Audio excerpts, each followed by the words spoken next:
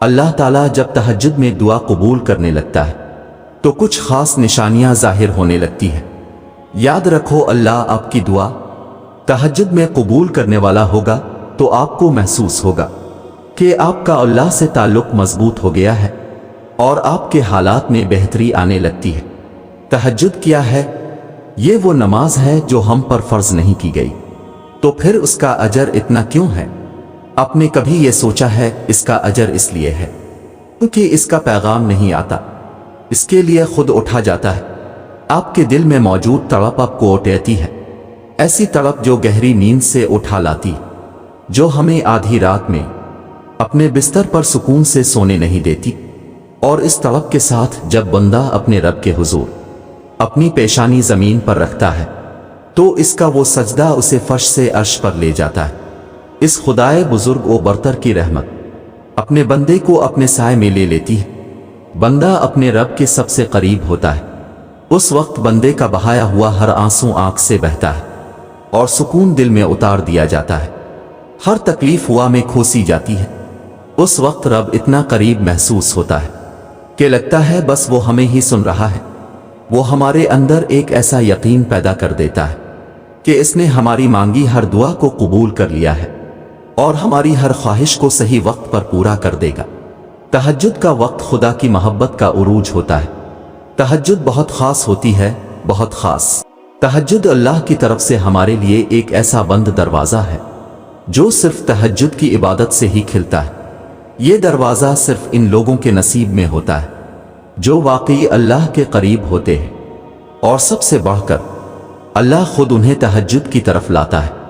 رہتا تو وہ خدا ہر طرف ہے، پر تہجد میں خاص سیاہ کالی چادر کے پیچھے رات کی اندھیری میں صرف وہی لوگ اللہ کو دیکھ پاتے ہیں جس نے اللہ سے بے پناہ محبت کی ہو۔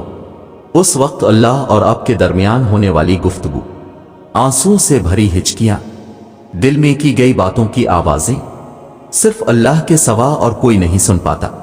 اس وقت تہجد کے سجدے میں نہ تو سر اٹھانے کا دل کرتا ہے اور نہ ہی آسمان سے نظر ہٹانے کا۔ اور اگر ایسا ہو جائے کہ کبھی اسی دوران تمہاری اللہ سے تہجد میں ملاقات ہو جائے اور وہ تمہارے روبرو آ جائے، وہ منظر تمہارے لیے معجزہ سے کم نہیں۔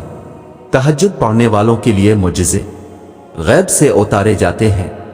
رات کی تاریکیوں میں جب کوئی شدت سے اللہ کو پکارتا ہے تو سارے عرش والے اس کی جانب متوجہ ہو جاتے ہیں۔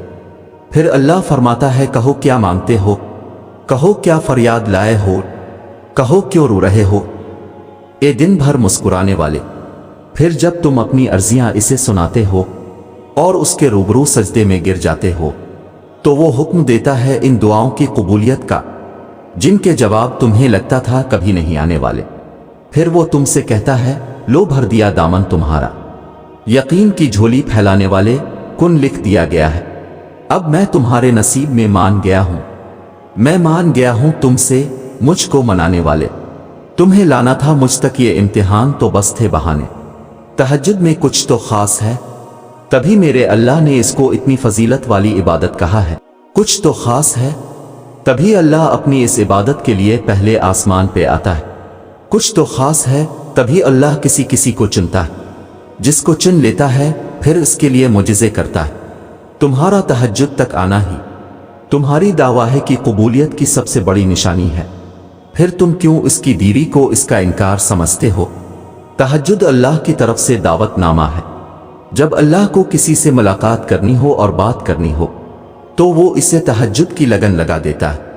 جب یہ سارا جہاں خاموش ہوتا ہے، پھر رات کی تاریکی کے اس عالم میں خدا اپنے بندے سے ہم کلام ہوتا ہے، اور تب یوں محسوس ہوتا ہے جیسے شاہ رگ کی حدوں کو توڑے ہوئے وہ رب ہم میں سما گیا ہے، اور محبت کی کیفیت دوڑنے لگتی ہے۔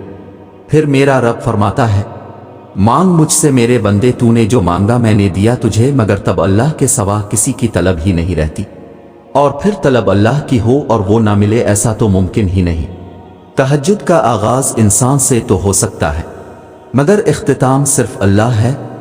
دل میں اوٹیتی ہوئی مسلسل تکلیف جب رات بھر جگائے رکھتی ہے تو روح کی بے چینی اللہ کے روبرو لا کر کھڑا کر دیتی ہے۔ پھر کچھ درد سنایا جاتا ہے، اور دا کے لیے بے جان ہاتھوں کو اٹھایا جاتا ہے۔ جب سارا غبار باہر نکل آتا ہے تو سکون کی عجیب سی کیفیت طاری ہو جاتی ہے، جیسے سارے دا کے کسی نے اپنے اندر جذب کر کے روح کو آزاد کر دیا ہو۔ اللہ سے کی گئی وہ ایک ملاقات، وہ ایک گفتگو ساری الجھنیں سلجھا دیتی ہے۔